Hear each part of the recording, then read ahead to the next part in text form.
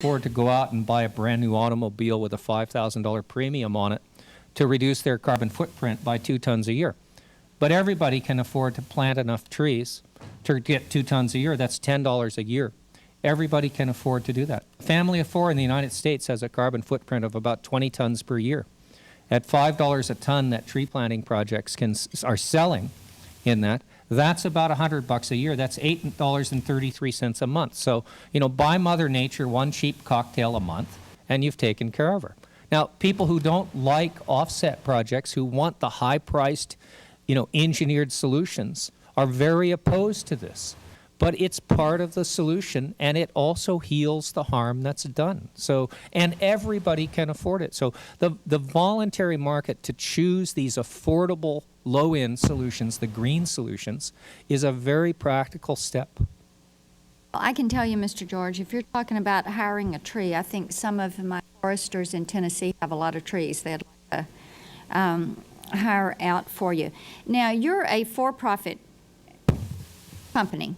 Yeah, we're a for-profit public company. And you are looking to increase and stabilize your income stream. So do you think that the entrepreneurial spirit that we have in the country, the entrepreneurial spirit we're seeing around this industry, coupling that with an increased environmental awareness by American families and certainly by organizations and companies, could drive the voluntary carbon offset market without burdensome government regulation? Yeah, I do, and we're somewhat of an anomaly. You know, we're an American entrepreneurial activity. We do all of our science here, and virtually 100% of our money comes from Zurich and London.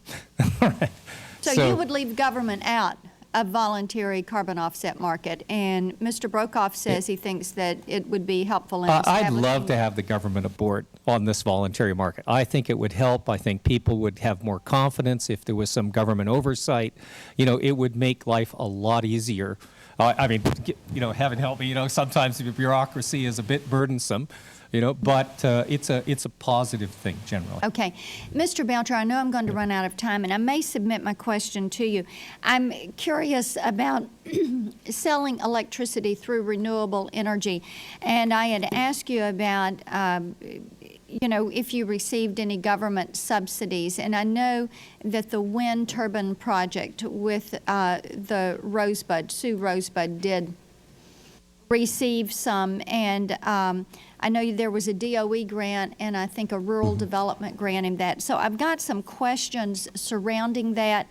If you will, sir, I will submit those to you in writing for an answer in writing from Native Energy. And I think it's important for us to look at whether or not this is something that is sustainable and something that is going to be profitable and doable and duplicative, so that it can be replicated.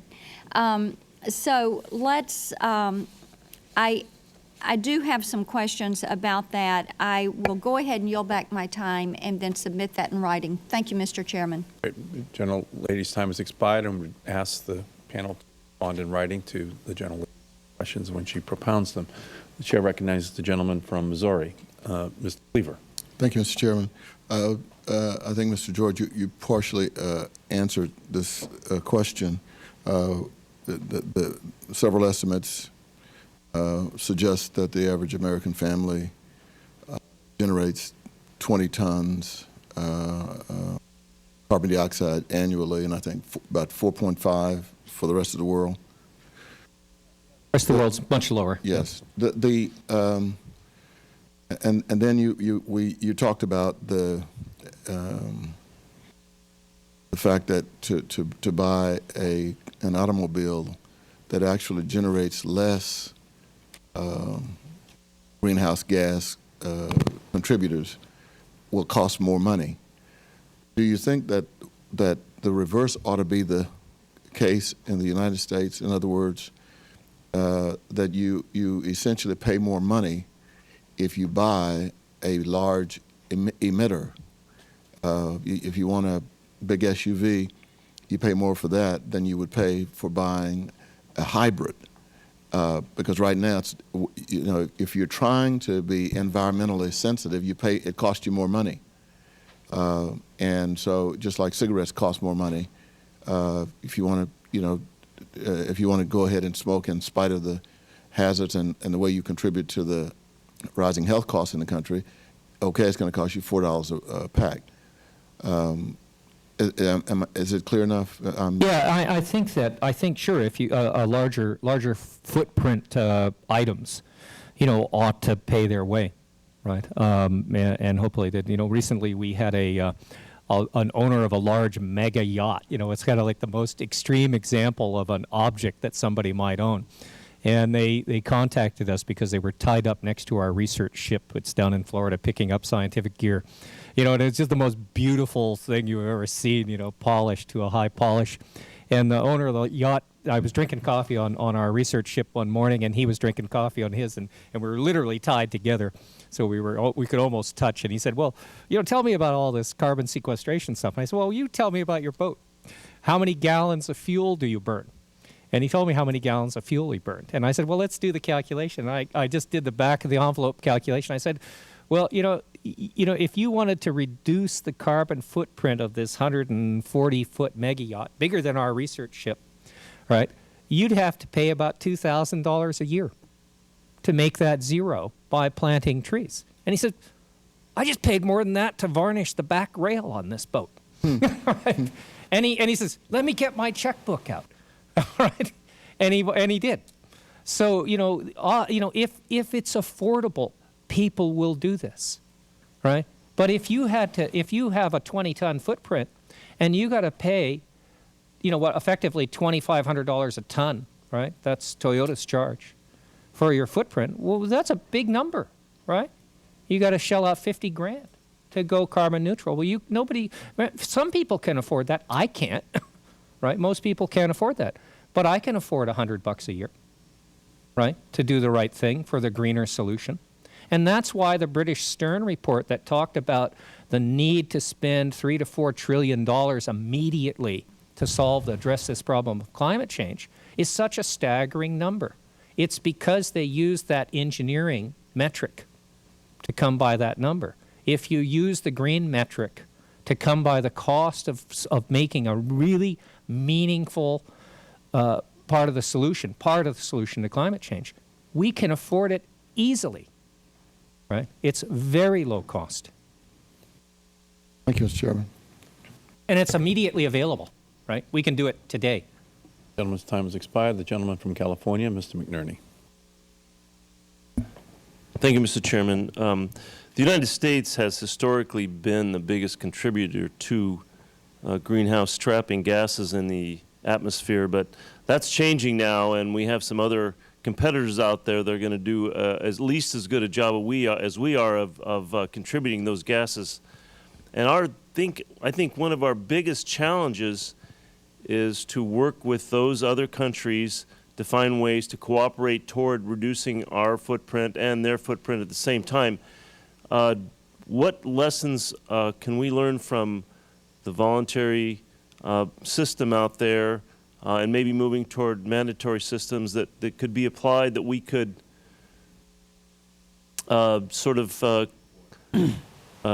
encourage other countries to follow, that may be large contributors in the future? And I'll take an answer from anyone. Well, I guess I would just point out that under the Kyoto Protocol, part of the idea of having the offset project types be based in emerging markets is precisely to try to stimulate the development of renewable energy and other clean development in those markets, because as they mature and as there's increasing demand for energy in those markets, it would be nice if it was energy that was renewable instead of energy that was based on fossil fuels. So I think that's one very obvious way we can encourage the development of projects in those countries. In every place in Europe you go, you see an advertisement on the wall put up by some public agency or some organization giving people an education on how to reduce their carbon footprint. Right? Everywhere you go in Europe, you find that. I'm not talking about Europe. I'm talking about Asia. No, but that's produced this fantastic effect of stimulating thinking. And the Kyoto Accord has been a fantastic success story because its job was to stimulate people to try to think our way, invent our way out of this crisis, and we're doing it.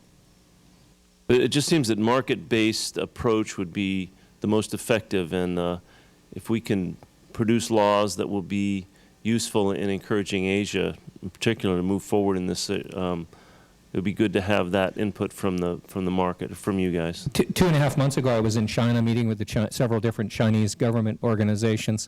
I was given tours around China of the tree planting that's going on there, and I'm a tree planter, so I know a new tree when I see one. I saw 25 years of extensive tree planting going on there in China. China and Costa Rica are the only two countries on the planet that are ahead of the game on forestry, planting more trees than they're clearing every year.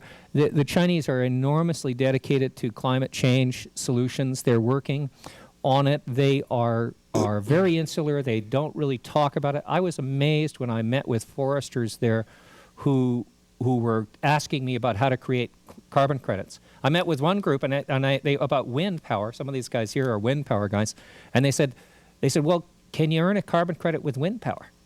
And I said, yeah. And I said, well, and are you going to put wind power in? They said, yeah, we're looking at 250 megawatts right away, in one little area. And they said, can we earn a carbon credit for that? And I said, well, of course, So those countries are, in fact, actually very working on it. On the other side of the equation, they're burning the nastiest coal on Earth. All the, the mercury that we worry about in tuna in the open ocean, where does it come from? It all comes from Chinese coal pollution, right? That's why mercury suddenly appeared, in the fish world, right? Is that mercury has come from those Chinese coal plants. So we got to shut those things down with other means and for other purposes other than strictly climate change, right?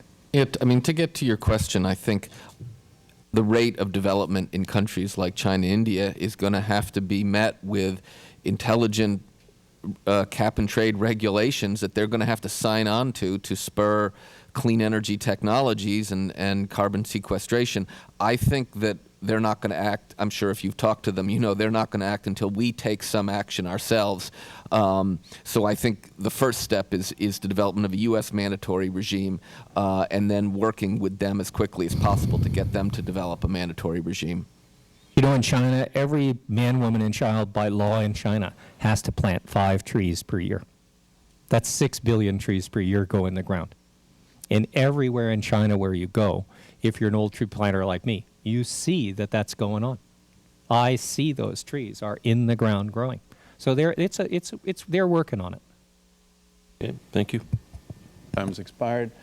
The gentleman from Oregon, Mr. Walton. Thank you, Mr. Chairman. I appreciate that. I'm intrigued, Mr. George, by your comment about what great foresters the Chinese are, because there was an extensive series of articles, or at least one article in the Washington Post recently about all the illegal logging that's going on in China. And despite their rules, they're incapable of enforcing them in the provinces. So I'm glad that your view on that is a different picture than what we read in the Post, because that was pretty devastating in terms of the harvest levels there. Russia, Indonesia, Malaysia, other tropical countries where the rainforests are being wiped out so they can ship the wood to China, so they can process it into furniture, so we can buy it here and feel good about ourselves, I guess. So I'm glad to hear they're doing more in China than what we read. It strikes me too that in China we're told that they're putting 2 500 megawatt coal burning power plants online. I think it's every week this year. Mr. Rahm, is that? Yeah, no, it's staggering. It's like the equivalent of a new California.